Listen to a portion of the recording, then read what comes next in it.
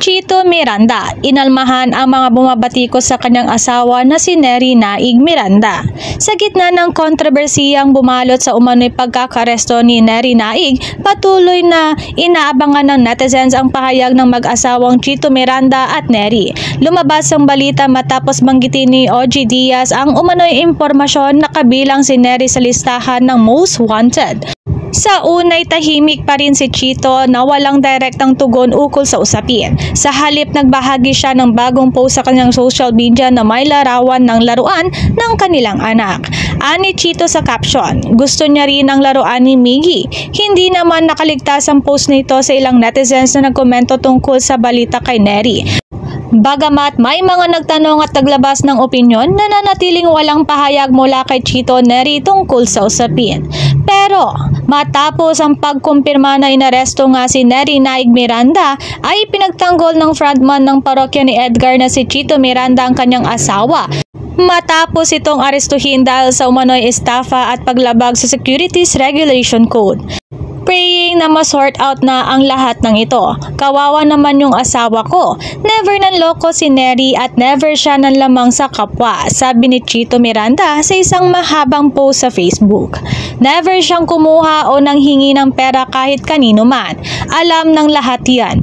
Tulong lang siya ng tulong hanggat kaya niya, dagdag pa niya. Inamin ni Chito na may mga pagkakataong inaabuso ng iba ang kabaitan ni Neri. Minsan, kahit di na nakakabuti sa kanya, kadalas nga naaabuso siya, pero hinahayaan niya na lang basta wala siyang ginagawang masama. Say pa ni Chito, pinapasa Diyos niya na lang. Tulad ngayon, endorser lang siya tapos ginamit yung face niya to get investors. Kinasuhan siya ng mga biktima, dagdag pa niya. Naalala rin niya na hindi ito ang unang pagkakataon na inaresto si Neri, ngunit sumunod pa rin ito. Tapos last week, bigla na lang siyang inaresto for the same case, kahit hindi pa siya binigyan ng notice na may bagong criminal complaint para lang laban sa kanya. At di niya na-defend yung sarili niya, sabi ni Chito Miranda. Wala siyang na-receive na letter from the prosecutor, walang subpoena, wala kahit anong notice. Yung mga dati na-receive namin niya. At nag-comply siya. Alam naman ng lahat na madali. Mahanap namin kay Alfonso, dagdag pa niya. Anyway, dinampot na lang siya bigla. Na-dismiss na yung mga similar na kaso sa ibang lugar and we're praying na sana ma-dismiss na din ito.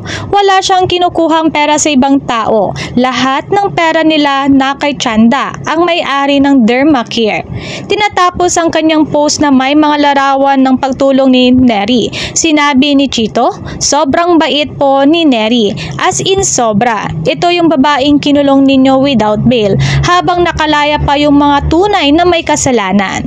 Di talaga mapigilan ni Chito Miranda bilang asawa ang maging emosyonal. Ang masakit pa nga ay ang pagdagip kay Neri Naig Miranda ay sa mismong event pa sa Pasay pa siya inaresto kung saan maraming tao at si Neri ay isa sa mga speaker ng nasabing event. Hindi na nahintay na makauwi munas ng bahay si Neri para dakpin. Bagkus doon pa lang sa Pasay ay inaresto na siya. Tao lang din po siya. Naway na idaan sa tahimik na pamamaraan kahit sa bahay na kinausap. Samantala, bumuhos naman ang mga simpatsya ng netizens at ibang nasa showbiz artist kay Neri Miranda.